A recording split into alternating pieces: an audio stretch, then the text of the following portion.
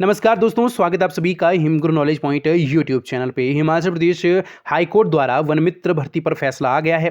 तो अब कब तक भर्ती होगी, इसके लिए क्या कुछ मापदंड अपनाए जाएंगे, क्या कुछ भर्ती प्रक्रिया रहने वाली है, अब आपको पूरी जानकारी देंगे।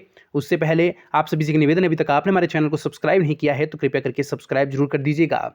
देखिए, हिमाचल प्रदेश सरकार ने जो है वो इसमें बहुत सारी दलीलें दी है। सरकार ने कहा है कि जो वन मित्र भर्ती हो रहे हैं वो ना तो क्लास 3 की पोस्ट है, ना क्लास 4 की है, वो केवल अस्थायी तौर पर रखे जा रहे हैं। ये हिमाचल प्रदेश राज्य सरकार का कहना है। तो कहीं ना कहीं ये नाइंसाफ़ी है जो भी वन मित्र भर्ती होंगे उनके लिए, क्योंकि बाद में उनको जो है वो आंदोलन करना पड़ेगा भाई। उनको भी धरने प्रदर्शन करने पड़ेंगे, खुद को पॉलिसी के अंदर लाने के लिए, पॉलिसी बनाने के लिए।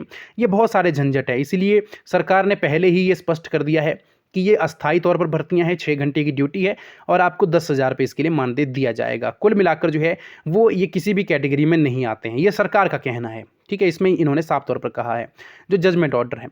और साथ में जजमेंट ऑर्डर में, क्योंकि हाई कोर्ट द्वारा कहा गया है कि कहीं ना कहीं जो है वो जो इंटरव्यू आधार पर भर्तियां हो रही है गलत है, परंतु हाई कोर्ट ने इसमें यह कहा है कि केवल इसमें 10 अंकों को घटाया जाए। जो इंटरव्यू आपका होना था पर्सनैलिटी टेस्ट, उसमें जो है वो 10 अंक जो है वो घटाए जाए, बाकी 90 अंकों के आधार पर जो है वो भर्ती प्रक्रिया पूरी करवाई जाए। ये कोर्ट का कहना है।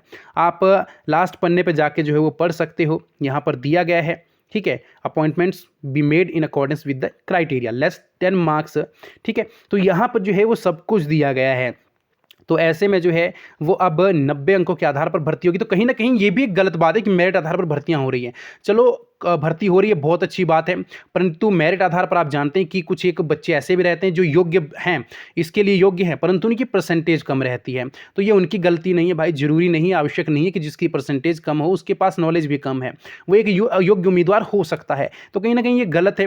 इसके लिए रिटन एग्जाम करवाना चाहिए था, या फिर और भी बहुत सारी ऐसी प्रक्रियाएं होती हैं। तो कहीं ना कहीं ये मेरिट आधार पर जो भर्तियां हैं, इसने युवाओं के भविष्य को बर्बाद कर दिया है हिमाचल प्रदेश में। बाकी ये कुछ जजमेंट रही है। अब बहुत जल्द जो है वो आपको इसके लिए कॉल आनी शुरू हो जाएगी। ठीक है, कॉल लेटर जो है इशू किए जाएंगे और आपके डॉक्यूमेंट्स वेरिफिकेशन होगी। डॉक्यूमेंट्स वेरिफिकेशन के आधार पर मेरिट बनाई जाएगी और 90 अंकों के आधार पर जो है आपका चयन इसके लिए किया जाएगा।